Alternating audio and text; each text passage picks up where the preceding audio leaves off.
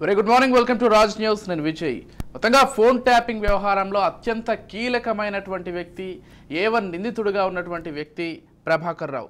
గతంలో పోలీస్ శాఖలో కీలకమైనటువంటి బాధ్యతలు నిర్వహించినటువంటి ప్రభాకర్ రావు అప్పటి ప్రభుత్వం చెప్పిందని, లేకపోతే అప్పటి సర్కార్లో ఉన్నటువంటి బీఆర్ఎస్ నాయకులు చెప్పారని కొన్ని అవకతవకలు చేశారు.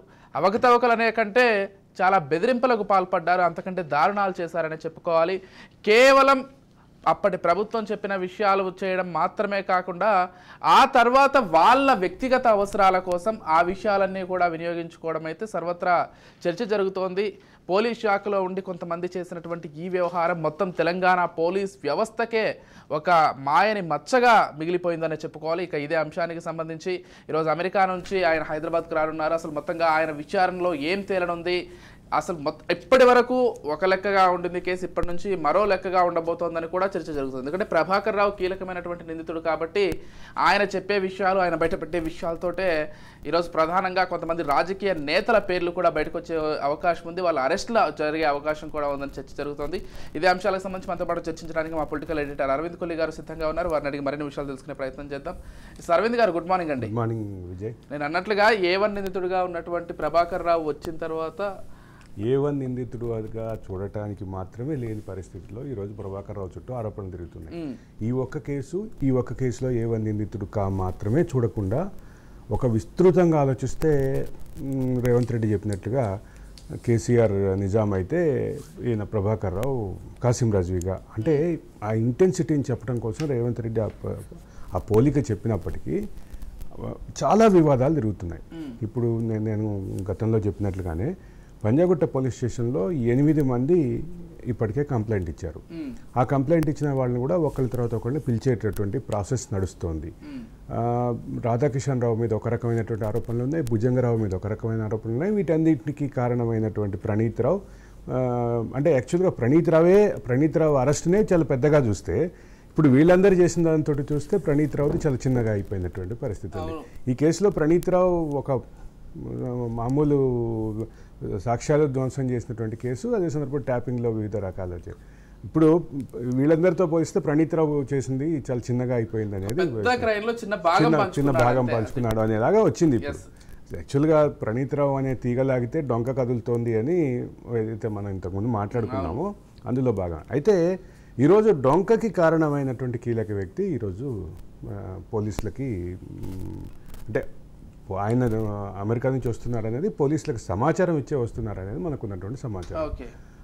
ఆయనకు సంబంధించినటువంటి అరెస్ట్ చూపిస్తారా, వెంటనే ఆయన అదుపులోకి తీసుకుని విచారిస్తారా, అరెస్ట్ డైరెక్ట్గా ఆయన కన్ఫెషన్ తోటి అరెస్ట్ చేస్తారా, వీటన్నిటిని ఒక పక్కన పెడితే అసలు ఒక కీలకమైన అంశం ఏంటంటే పోలీస్ శాఖలో ఉన్నతాధికారిగా, ఐపీఎస్ అధికారిగా, ఐజీగా ఉన్నటువంటి వ్యక్తి ఈ రకమైనటువంటి ఆరోపణలు ఎదుర్కోవటం మాత్రం ఖచ్చితంగా సీరియస్ మ్యాటర్. ఇది దీన్ని తెలంగాణ పోలీస్ శాఖ చాలా జాగ్రత్తగానే డీల్ చేస్తుంది. కాబట్టి మనకున్నటువంటి సమాచారం ప్రకారం ఏంటంటే ఆయన పోలీస్ శాఖలో ఉన్నతాధికారులకు సమాచారం ఇచ్చే వస్తున్నారు అనేది అందుతుంది సమాచారం. ఆయన రాగానే వెంటనే అదుపులోకి తీసుకుంటారా, డైరెక్ట్గా ఎయిర్పోర్ట్లోనే అదుపులోకి తీసుకుంటారా, ఇంటికి వెళ్ళిన తర్వాత నోటీసులు సర్వ్ చేస్తారా, దీనికంతటి ఎందుకంటే ఇది 7 సంవత్సరాలు పైన శిక్ష పడేటటువంటి కేసు కాబట్టి దీంట్లో 41 నోటీస్ ఇవ్వడానికి ప్రొవిజన్ అనేది ఇన్వెస్టిగేషన్ ఆఫీసర్ డిస్క్రిప్షన్ మీద ఆధారపడి. మరోవర్ ఇప్పుడు పోలీస్ శాఖలో కూడా చాలా న్యాయ సలహాలు తీసుకునే ముందుకు వెళ్తున్నారు. అంటే ఈ మొత్తం సబ్జెక్ట్లో కీలకంగా మారినటువంటి ప్రభాకర్ రావు ఈరోజు పోలీసుల ముందుకి ఈరోజే హాజరవుతారా, రేపు హాజరవుతారా, ఏ రకమైనటువంటి ప్రాసెస్ టేకప్ చేస్తున్నారు అనేది ఒక కీలకమైనటువంటి అంశం. అయితే ఒక మాట మాత్రం విస్తృతంగా చర్చలో ఉంది.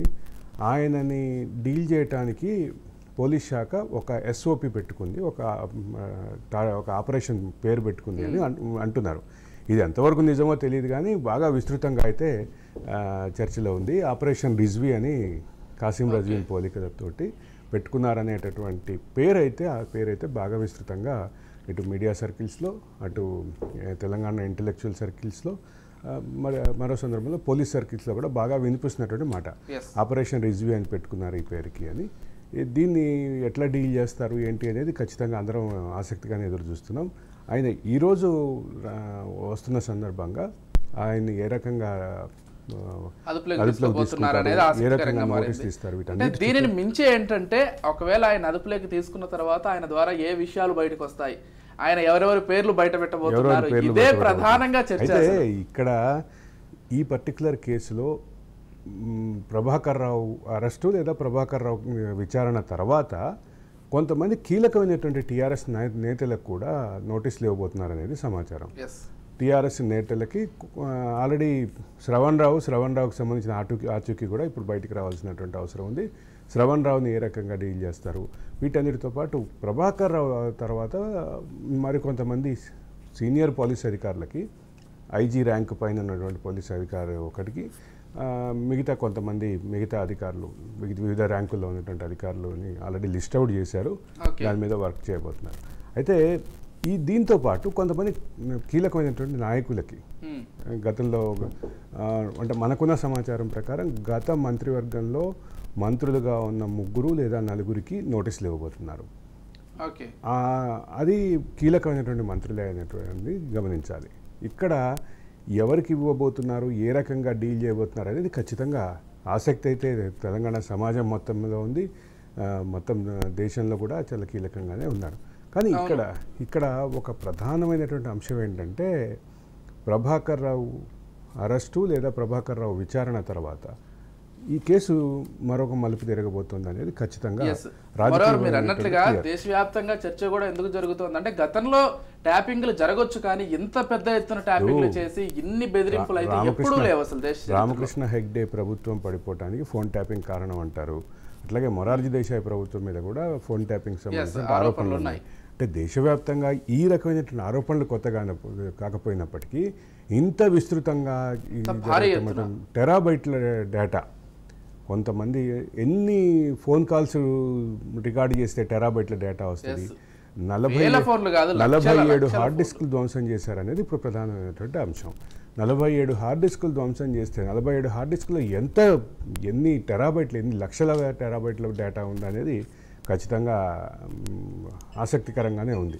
ఇది ఒక కీలకమైనటువంటి రాజకీయ పరిణామంగా చూస్తే మారేటటువంటి అవకాశం అయితే ఖచ్చితంగా ఉంది. ప్రభాకర్ రావు ప్రభాకర్ రావు పైన పోలీస్ శాఖ వ్యవహరించే తీరు ఇది ఈ కేసులో ఒక మలుపుగా మారుతుందనేది ఖచ్చితంగా చెప్పొచ్చు విజయ్.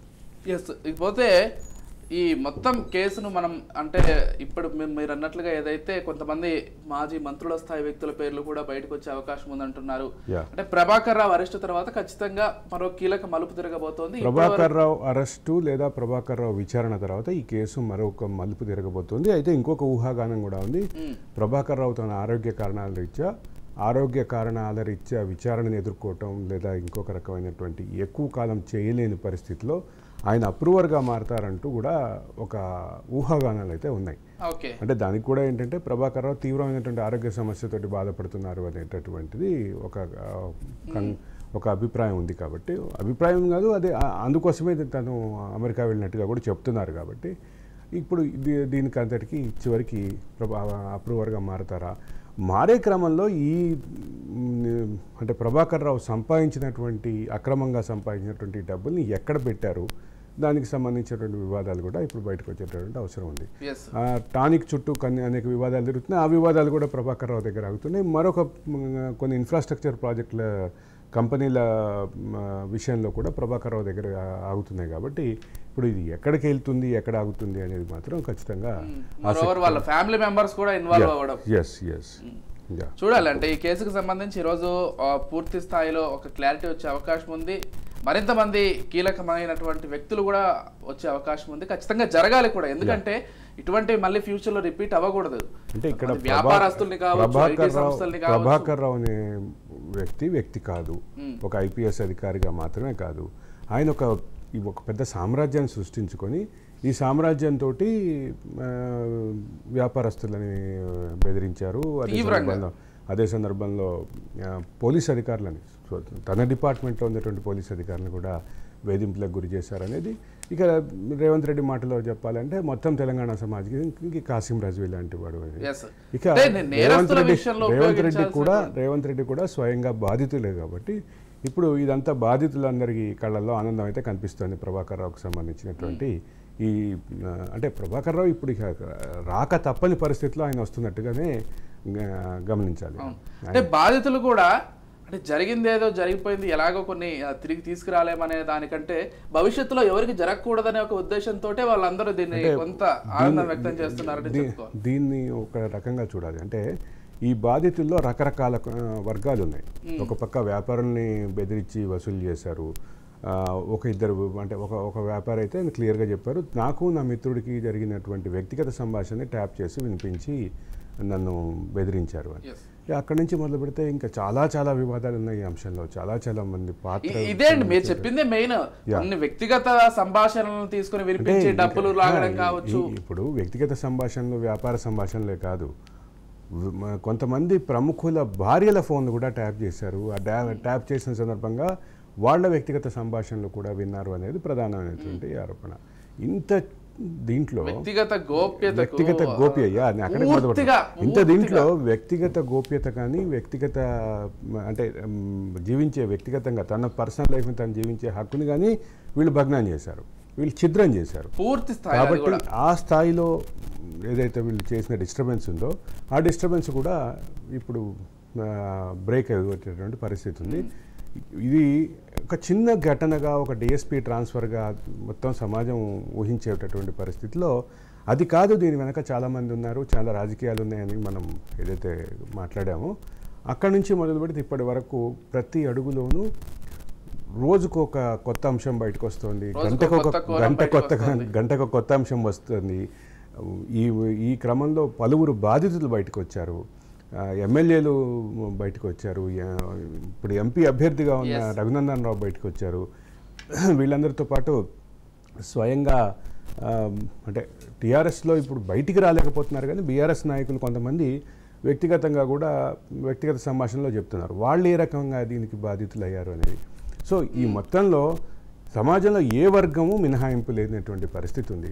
చాలా మంది ఇక్కడ అంటే ఇంకో విషయాన్ని ప్రస్తావించదలుచుకున్నాను. మనం వీళ్ళందరూ కేవలం పాత్రధారులు అని మాత్రమే మనం మాట్లాడుకున్నాం. కాకపోతే విషయం ఏంటంటే ఈ సూత్రధారులు ఏ అవసరాల కోసం అయితే చేశారో వాటిని మించి పాత్రధారులు వాళ్ళ వ్యక్తిగత అవసరాల కోసం వ్యక్తిగత సంభాషణలు వాళ్ళకే వినిపించి బెదిరించారు. కాబట్టి వీళ్ళని కూడా సూత్రధారులుగా చూడాల్సిన అవసరం ఉంది. అంటే ఇక్కడ ఒక విషయం గమనించాల్సింది ఏంటంటే ఈ మొత్తం అంశంలో బాధితుల సంఖ్య వందల్లో వేలల్లో లక్షల్లో బయటకు వస్తుంది. అంటే ఊహాగానాలు అయితే లక్షల ఫోన్లు ట్రాప్ చేశారనేది, వందల మంది ఇప్పటికే బయటకు వచ్చేటువంటి పరిస్థితి ఉంది. రెండో పక్క దీనికి సంబంధించినటువంటి నెట్వర్క్లో ఎక్కడ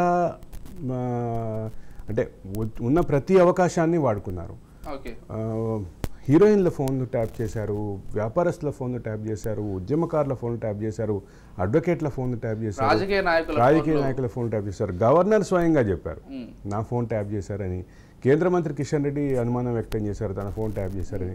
బండి చేస్తే కేటీఆర్ గారు మాత్రం ఎవరో 4 లంగాలు దొంగల ఫోన్లు ట్యాప్ చేశారని అంత ఈజీగా కేటీఆర్ మాటని రీకోట్ చేయడానికే మీరు ఇబ్బంది పడుతున్నటువంటి పరిస్థితి చూస్తున్నా. ఆ పదాలను వాడేటప్పుడు కొంచెం టోన్ డౌన్ అయిన పరిస్థితి చూస్తున్నా. కానీ కేటీఆర్ దాన్ని అసలు ఎంత బహిరంగంగా చెప్పారు, హుందాగా కంటే ఫోర్స్గా చెప్పారని కూడా చూడాలి. అంటే అవి హుందా అయిన పదాలు అయితే కాదు. అయితే ఇక్కడ ఆయన చెప్పినటువంటి పదాలు నాకు కొంత చిన్న అనుమానం. ఆయన చెప్పినటువంటి పదాలు ఎవరికి వర్తిస్తాయి? ప్రొఫెసర్ కోదండరామ్కి వర్తిస్తుందా, ప్రొఫెసర్ హరగోపాల్కి వర్తిస్తుందా, గవర్నర్కి వర్తిస్తుందా, కేంద్ర మంత్రులకు వర్తిస్తుందా, అపోజిషన్ పార్టీ లీడర్లకు వర్తిస్తుందా? వీటన్నిటితో పాటు ఆయన కుటుంబ సభ్యులు ఆయనకి ఆయన కుటుంబంలో అత్యంత దగ్గర అయినటువంటి 2 కజిన్స్ కి భార్యల్ని ఫోన్లు ట్యాప్ చేశారు. ఆ కజిన్స్ లో ఒక కజిన్ ఆయనతో పాటు సహచరం మంత్రి, మరొక ఆయన రాజ్యసభ సభ్యుడిగా ఉన్నాడు. ఇటువంటి వాళ్ళ భార్యల్ని ఫోన్లను ట్యాప్ చేశారనేది ఇప్పుడు వస్తున్నటువంటి ఊహాగానాలే కాదు, దానికి సంబంధించి సబ్స్టాన్షియల్ ఎవిడెన్స్ కూడా కనిపిస్తోంది. ఈ పరిస్థితిలో అసలు నా అనుమానం ఏంటంటే కేసు మొత్తం పూర్తయ్యేసరికి సొంత కుటుంబ సభ్యులే వ్యతిరేకత వ్యక్తం చేసి సొంత కుటుంబ సభ్యులే వేలు చూపించే ఒక స్టేజ్కి వెళ్ళిపోతారు. ఈ కేసుకు సంబంధించినటువంటి క్రోనలాజికల్ ఆర్డర్ చూస్తే మనం ప్రణీత్ రావు సస్పెన్షను, ఆ తర్వాత ప్రణీత్ రావు మీద కేసు బుక్ చేయటం, ఈ రెండింటి తర్వాత కేసుకు సంబంధించిన వివిధ అంశాలు బయటకు వస్తున్నప్పుడు వచ్చే క్రమంలో వస్తున్నటువంటి చర్చ కానీ వస్తున్నటువంటి అంశాలు కానీ బాధితులు కానీ అదే సందర్భంలో బాధితులతో పాటు వీళ్ళు ఇచ్చినటువంటి కన్ఫెషన్ స్టేట్మెంట్లో ఇచ్చినటువంటి అంశాలు కానీ అసలు వీటన్నింటినీ పక్కన పెడితే రాధాకిషన్ రావు ఆధ్వర్యంలో టాస్క్ ఫోర్స్ వాహనాల్లో డబ్బుల తరలింపుకు సంబంధించినటువంటి ఒక రాజకీయ పార్టీ అంటే టాస్క్ ఫోర్స్ వాళ్ళు అధికారంలో ఉన్న పార్టీకి కాబట్టి ఇంకొకరికి చేస్తారు అనేది అదో పెద్ద ఆశ్చర్యం. మళ్ళీ అసలు ఎవరు పట్టుకోవాలో వాళ్ళే తరలించారు. ఇటువంటి పరిస్థితుల్లో పట్టుకోవాల్సిన వాళ్ళ సూట్ కేసులు పట్టుకుపోయి ఇస్తుంటే ఇంకా వేర్ వీఆర్ గోయింగ్. డెమోక్రసీని ఎన్ఫోర్సింగ్ చేయాల్సినటువంటి అథారిటీనే అంటే మన పోలీసే దొంగతనం చేస్తుంటే ఏం చేస్తాం అనేటటువంటి పరిస్థితి ఉంది. సో ఇక్కడ వ్యవస్థల యొక్క ఇంటిగ్రిటీ దెబ్బతింది, వ్యక్తుల యొక్క పాత్ర, వీటన్నిటి మీద ఒక విస్తృత చర్చ అయితే జరుగుతోంది. తెలంగాణ సమాజం దీన్ని సీరియస్గా తీసుకుంటున్నటువంటి పరిస్థితి అయితే ఉంది. అరవింద్ గారు, మొత్తంగా ఒకటి మాత్రం క్లియర్గా చెప్పదలుచుకున్నాం, ఈ మొత్తం విచారణని ఎప్పటికప్పుడు లైవ్ అప్డేట్స్ కావచ్చు, అంటే మొట్టమొదటిసారిగా బయటపెట్టింది రాజ్ న్యూసే. చివరి వరకు ప్రతి ఒక్క బాధితుడికి అండగా నిలబడేది కూడా రాజ్ న్యూసే. ఎవరున్నా కానీ ఎవరైనా కానీ మీ వ్యక్తిగత విషయాలు ఇలా బయట పడ్డాయి, మేము ఇలా బాధితులుగా ఉన్నామంటే రాజ్ న్యూస్ వేదికగా మీరు వస్తే ఖచ్చితంగా మీకు అండగా నిలబడుతుంది. 100%. ఇకపోతే మరొక కీలకమైనటువంటి అంశం, ఎమ్మెల్సీ కవితకు సంబంధించిన పిటిషన్ నేడు విచారణకు రాబోతోంది, మధ్యంతర బెయిల్కి సంబంధించి. అదే కాకుండా కేజ్రీవాల్ కస్టడీ కూడా ఈ రోజుతో ముగియబోతుంది. వాళ్ళు మళ్ళీ కస్టడీ కోరుతున్నారు ఈడీ, మరోవైపు సిబిఐ కూడా కస్టడీ కోరుతోంది. ఈ అంశాలు కూడా సిబిఐ కస్టడీ కోరే అవకాశం ఉంది, సిబిఐ విచారణ జరిగే అవకాశం ఉంది, సిబిఐ ఉన్నటువంటి కేసుని మరోవైపు ఇనిషియేట్ చేసేటువంటి అవకాశం ఉంది అని మనం గతంలో కూడా మాట్లాడుకున్నాం దానికి సంబంధించి. అయితే ఇక్కడ సిబిఐ కేసులో ఈడీ కేసులో ఈడీ ఏమో కేవలం మనీ లాండరింగ్ అంశాన్ని మాత్రమే ప్రస్తావించి కేసు పెడుతుంది. మనీ లాండరింగ్ అంశాన్ని ప్రస్తావించి కేసు పెట్టినటువంటి ఈడీ కేసు ఒక పక్క నడుస్తుంటే ఇంకో పక్క సిబిఐ కేసు చర్చలోకి వచ్చింది. సిబిఐ ఏమో రాష్ట్రానికి రావాల్సిన రాష్ట్ర ఖజానాకి నష్టం చేసేటటువంటి క్రిమినల్ కాన్స్పిరసీ ఉన్నటువంటి అంశం మీద సిబిఐకి సంబంధించిన కేసు నడుస్తుంది. ఈ రెండిట్లో కీలకంగా ఒక చూసేటటువంటి అంశం ఏంటంటే ఈ మొత్తంలో ప్రధానంగా చూసేటువంటి అంశం ఏంటంటే ఈ రెండిట్లో ఉన్నటువంటి సిమిలారిటీస్ని ఒక కేసు బలోపేతం అవుతున్న కొద్దీ రెండో కేసు ఆటోమేటిక్గా బలోపేతం అవుతుంది అనేది గమనించాలి.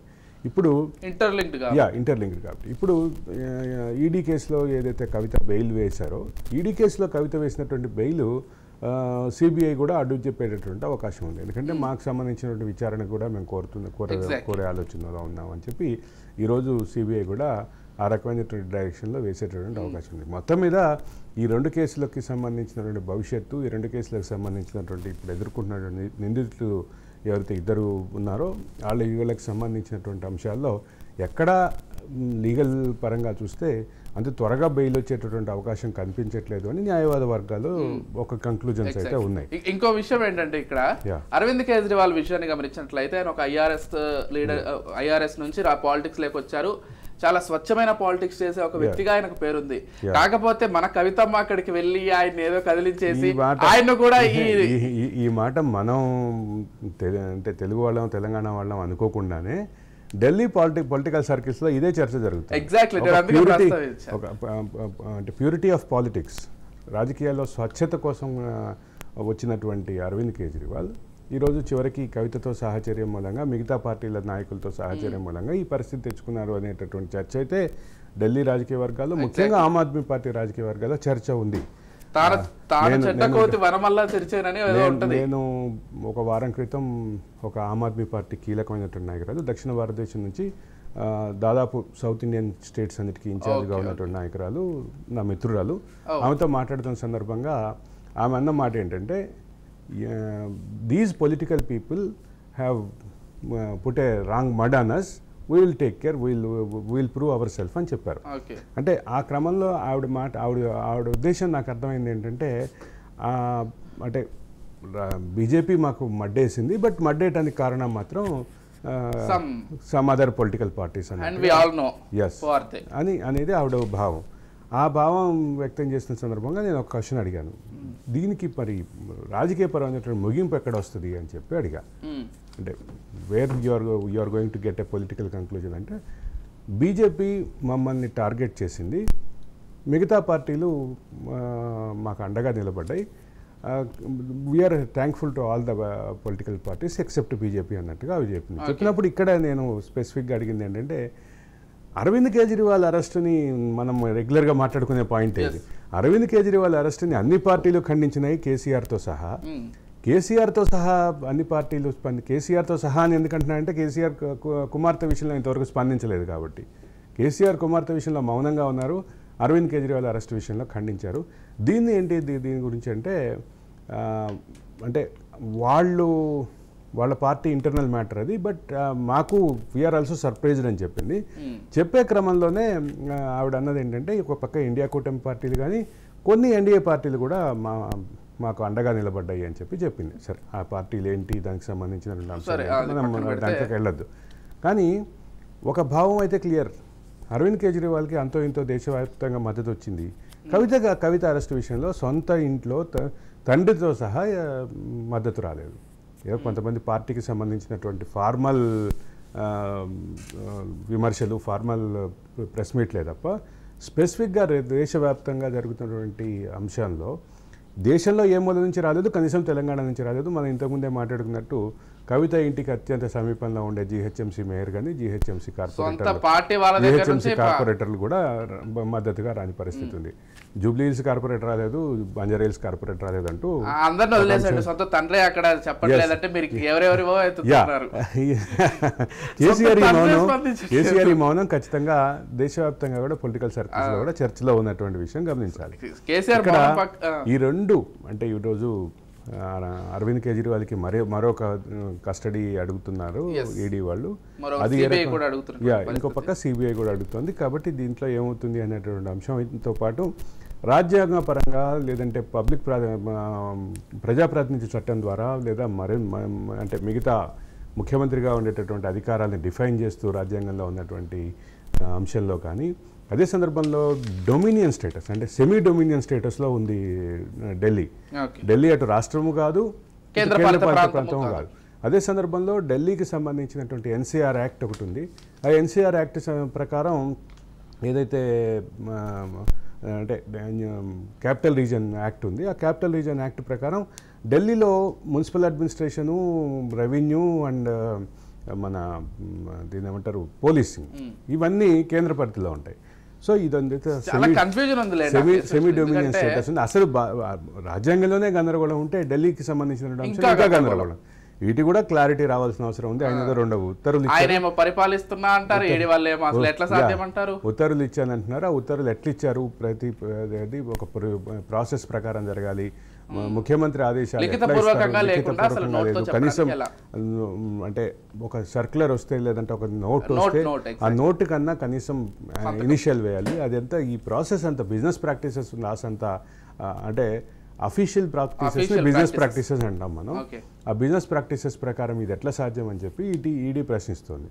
దీని మీద ఎవరన్నా మనలాంటి వాళ్ళు ఢిల్లీ హైకోర్టుకు వెళ్ళి దీని విషయంలో క్లారిటీ ఇవ్వమని అడిగితే ఢిల్లీ హైకోర్టు సుప్రీంకోర్టుకి రిఫర్ చేస్తే సుప్రీంకోర్టు రాజ్యాంగ ధర్మాసనం కూర్చొని దీనికి క్లారిటీ ఇస్తే తప్ప ఈ గందరగోళం నుంచి బయటికి రాలేము. ఈ గందరగోళం ఖచ్చితంగా ఉంది. ఎందుకంటే ఇది వరకు జరగలేదు. ముఖ్యమంత్రి స్థాయిలో ఉండి అరెస్ట్ కావడం అనేది, రాజీనామాలు చేసి వేరే వాళ్ళని పెట్టుకొని వెళ్ళారు. ఇదే అంశం గురించి మనం చాలా రోజుల నుంచి మాట్లాడుతూనే ఉన్నాం, గత వారం రోజులుగా 10 రోజులుగా మాట్లాడుతూనే ఉన్నాం. బట్ దీనికి ఒక క్లారిటీ అయితే రావాల్సినటువంటి అవసరం. మరొక విషయాన్ని ప్రస్తావించకుండా అంటే ఈ ప్రోగ్రామ్ కంక్లూడ్ అవ్వదేమో, అదేంటంటే కేసీఆర్ గారు బయటికి వచ్చి రైతులతో సమావేశాలు, సభలు పెట్టడము, ఆయన మాట్లాడుతూ ఉండడము, అంటే ప్రకృతి విపత్తులు కావి కాంగ్రెస్ తెచ్చిపెట్టిన కరువు అని కామెంట్స్ చేయడం, అంటే అన్నిటిని మించి సరే ప్రతిపక్ష నేతగా ప్రజల బాధలు, రైతుల బాధలు తెలుసుకొని వాళ్ళకు అండగా నిలబడడం తప్పని నేను చెప్పట్లేదు. కాకపోతే కనీసం ఒక సంవత్సరమైనా కానీ ప్రతిపక్షం అంటే అధికార పక్షం చేసేది చూసి దాని తర్వాత కామెంట్స్ చేయాలనేటువంటిది ప్రతి ప్రభుత్వంలో వస్తుంది. కాకపోతే 110 రోజులండి ఏ విధంగా కామెంట్ చేస్తున్నారు అనేది కాంగ్రెస్కి సంబంధించినటువంటి శ్రేణులు దీనికి కేసీఆర్ వ్యాఖ్యలకి కౌంటర్ ఇచ్చినాయి. వ్యవసాయ శాఖ మంత్రి తుమ్మల నాగేశ్వరరావు కూడా దాని మీద స్పందించారు. అయితే ఇక్కడ ఒకటి కీలకంగా నేను ఈ మధ్య నాకు ఒక మిత్రుడు వాట్సాప్లో పంపించారు, ఒక దీని మీద ట్రెండింగ్లో ఉన్నటువంటి ఒక పోస్టు. అదేంటంటే కొండగట్టు ఎందుకు పోలే మరి, కొండగట్టు అప్పటి ముఖ్యమంత్రి కేసీఆర్ పోలే కదా, పోయిందా? పోలేదు కదా, నాకు దాని తెలిసైతే గురించి పోలేదు మరి. చర్చ జరిగింది. నాకు తెలిసైతే పోలే. పోలేదు. మీకన్నా లేదు పోలేదు. అప్డేట్ అప్పుడు కూడా దాని గురించి చర్చ జరిగినది. అవును. కొండగట్టు నుంచి మొదలు పెడితే అనేక సందర్భాలు మాసాయిపేటలో చిన్న పిల్లలు జరిగితే అప్పుడు హరీష్ రావు మొత్తం నిలబడి మొత్తం ఆయన బాధ్యత చూశాడు తప్ప కేసీఆర్ కనీసం వెళ్ళలేదు. అక్కడి నుంచి మొదలు పెడితే ప్రతి అంశంలో కూడా ఇట్లాంటివి చాలా ఉన్నాయి. నేను ఒక 2 చెప్పాను, అట్లాంటి ఒక 12, 13, 14 లిస్టు పెట్టి ఒక ఈ అన్ని సందర్భాల్లో స్పందించని కేసీఆర్ ఇప్పుడు రైతులకు సంబంధించిన అంశం. ఈ రైతులకు సంబంధించిన అంశంలో కూడా ఒక రైతు ఉద్యమకారుడు, ఈ ఆత్మహత్యల నివారణకి గట్టిగా పనిచేసినటువంటి ఒక మిత్రుడు ఇంకొక వాయిస్ని ముందుకు తీసుకొచ్చారు. కేసీఆర్ 200 అంటున్నారు, మాకు తెలిసి 64 రైతు ఆత్మహత్యలు ఈ దగ్గర ఈ పర్టికులర్ 110 రోజుల్లో జరిగినటువంటిది 64 ఆత్మహత్యలు మాత్రమే. ఈ 64 విషయంలో కూడా మేము నిజ నిర్ధారణ చేస్తున్నాం. దీంట్లో కుటుంబ కారణాలు, వ్యక్తిగత కారణాలు ఏమేమి ఉన్నాయి అనేది అన్నీ మేము పరిశీలన చేస్తున్నాం. ఈ 64 మా దగ్గర డేటా ఉంటే కేసీఆర్ 200 అంటున్నారు కదా, 200 లిస్ట్ ఏదో మాకు ఇస్తే మేము వాటిని కూడా పరిశీలిస్తాం అన్నిటిని అనేది ఒక రైతు ఉద్యమకారుడు అయినటువంటి ఒక సోషల్ యాక్టివిస్టు ఒక వాదన ముందుకు తీసుకొచ్చారు. ఈ నేపథ్యంలో 64 200 పక్కన పెడితే లింబాద్రి అనే ఒక రైతు సచివాలయానికి అత్యంత సమీపంలో లేఖ రాసి జేబులో పెట్టుకుని ఆత్మహత్య చేసుకున్నాడు. సచివాలయానికి అత్యంత దగ్గరలో. కనీసం కేసీఆర్ నుంచి స్పందన లేదు. అప్పుడు రైతు ఆత్మహత్యల కోసం ఏదో పెద్ద ఉద్యమం చేస్తానని చెప్పిన కవిత, ఇవాళ తిహార్ జైల్లో ఉన్నటువంటి కవిత, ఆవిడ నుంచి కూడా స్పందన లేదు. స్పందన లేకపోగా అతను ఏదో వ్యక్తిగత కారణాలతో ఆత్మహత్య చేసుకున్నాడు అని చెప్పి కంక్లూడ్ చేయడానికి ప్రయత్నం చేశారు. నేను రైతు పేరు కూడా చెప్తున్నా, నాకు బాగా గుర్తుంది. అది లింబాద్రి అనే రైతు సచివాలయానికి అత్యంత సమీపంలో ఆత్మహత్య చేసుకున్నాడు, స్పందించలేదు. ఇప్పుడు వచ్చేసి అంటే ఈరోజు కేసీఆర్ బయటికి రావడాన్ని మనం తప్పు పట్టట్లేదు. కేసీఆర్ యొక్క అధికారంలో ఉన్నప్పుడు ఏ రకంగా ప్రవర్తించారు అనేది కీలకం. అధికారంలోకి వచ్చిన ప్రభుత్వాన్ని ఇంత షార్ట్ టర్మ్ లో ఇంతగా ప్రశ్నించడం అంటే ఆ విషయంలో అధికారంలోకి వచ్చిన మొదటి రోజు నుంచే వాళ్ళ పని ప్రారంభించాలి, వాళ్ళు చేయాలి. కానీ ఇక్కడ కాంగ్రెస్ చేస్తుందా చేయట్లేదా పక్కన పెడితే ఈరోజు కాంగ్రెస్ని ప్రశ్నిస్తున్నటువంటి కేటీఆర్కి సంబంధించినటువంటి కేసీఆర్కి సంబంధించినటువంటి పాలన కాలంలో వాళ్ళు చేసినటువంటి విషయాలు నేను 4-5 ప్రస్తావించడం బాధ్యత కాబట్టి చెప్తున్నాను. ఇక్కడ కేసీఆర్ నేను లింబాద్రి విషయంలో జరిగినటువంటి అంశం చెప్పాను. దానికి సంబంధించినటువంటి నా దగ్గర పూర్తిస్థాయి సమాచారం కూడా ఉంది, దానికి సంబంధించిన వార్తలు ఉన్నాయి. అప్పట్లో ఈ అంశం పైన రైతు ఉద్యమకారులు, తెలంగాణ మేధో సమాజం ప్రశ్నిస్తే వాళ్ళ మీద ఎదురుదాడులు చేశారు. సరే, ఈ మొత్తం చర్చలో కీలకంగా గమనించాల్సింది ఏంటంటే అధికారంలో ఉన్నప్పుడు మీరు ఇంతకంటే ఘోరంగా ప్రవర్తించారనేది ఒక్కసారి గుర్తు చేసుకుంటే బాగుంటుంది అనేది నా ఉద్దేశం. అన్నిటి తర్వాత ఫైనల్గా ఆయన సభల్లో కరెంటు పోయిందంట, దానికి సంబంధించి కూడా అంటే మీకు మనం ఇందాక కూడా చర్చించుకున్నాం షో ప్రారంభానికి ముందు, ప్రేక్షకులకు ఒక క్లారిటీ ఇవ్వాలి. అంటే ఆయన ఏదైతే కరెంటు పోయినటువంటి అంశం ఏంటంటే దాని గురించి విద్యుత్ శాఖ కూడా ఎక్స్ప్లెనేషన్ ఇచ్చినట్టుంది. అది జనరేటర్ తోటి నడుపుకున్నారు తప్ప ఆ సమావేశంలో ఎక్కడ విద్యుత్ వాడలేదు. జనరేటర్ ప్రాబ్లం వచ్చిందో లేదా ఆపారో అనేటటువంటి అనుమానాలు కూడా ఉన్నాయి. సో ఈ అంశంలో కేసీఆర్ సభలో కరెంటు పోవటం గురించి విద్యుత్ శాఖ మాకు సంబంధం లేదని చెప్తాను. ట్రోల్ చేస్తున్నారు. కాబట్టి to be frank cheap politics అనే చెప్పుకోవాలి ఇలాంటివి. ఎందుకంటే వాళ్ళు జనరేటర్ పెట్టుకొని ప్రభుత్వం కరెంటు పోయిందని, జనరేటర్ పెట్టుకున్న దగ్గరే అసలు డౌట్ వస్తుంది. ఏంటంటే జనరేటర్ స్విచ్ ఆఫ్ చేసి ఆ సీన్ క్రియేట్ చేశారు అనేటువంటి డౌట్ వస్తుంది. నిజంగానే జనరేటర్ పెట్టారా, నిజంగానే కరెంటు పోయిందా, వీటన్నిటికీ స్థానికంగా ఉన్న టీఆర్ఎస్ నాయకులు కానీ లేదంటే మహా అయితే మనం ఇప్పుడు మంచి ఆలోచన మన రిపోర్టర్ తోటి అక్కడ ఫీల్డ్ పనిలో ఏం జరిగిందో కూడా తెలుసుకునేటువంటి ప్రయత్నం చేద్దాం. అయితే ఒకటి మాత్రం క్లియర్ ఏంటంటే ఈ అంశం రాజకీయంగా వాడుకోవటం కోసం కేసీఆర్ టీఆర్ఎస్ క్రియేట్ చేసింది అనేటటువంటి అది విద్యుత్ శాఖకు సంబంధించిన ఎక్స్ప్లెనేషన్. అది point to be noted. Right. Thank you Aravind garu, thank you so much అండి. అనేక అంశాలకు సంబంధించి చక్కటి విశ్లేషణ కార్యక్రమాన్ని అయితే అందించారు. చూస్తున్నాం కదా, మొత్తంగా ఈరోజు ప్రభాకర్ రావు రాకతోటి చాలా కీలకమైనటువంటి వ్యక్తుల పేర్లు కూడా బయటకు వచ్చే అవకాశం ఉంది. ప్రతి ఒక్కరూ కూడా ఉత్కంఠగా ఎదురు చూస్తున్నారు. ప్రభాకర్ రావు రాకకు సంబంధించి దానికి సంబంధించిన అప్డేట్స్ కూడా పూర్తి స్థాయిలో రాజ్ న్యూస్ ఎప్పటికప్పుడు మీకు అందించే ప్రయత్నం చేస్తుంది. ఇది వాళ్ళ special discussion. Keep watching Raj news.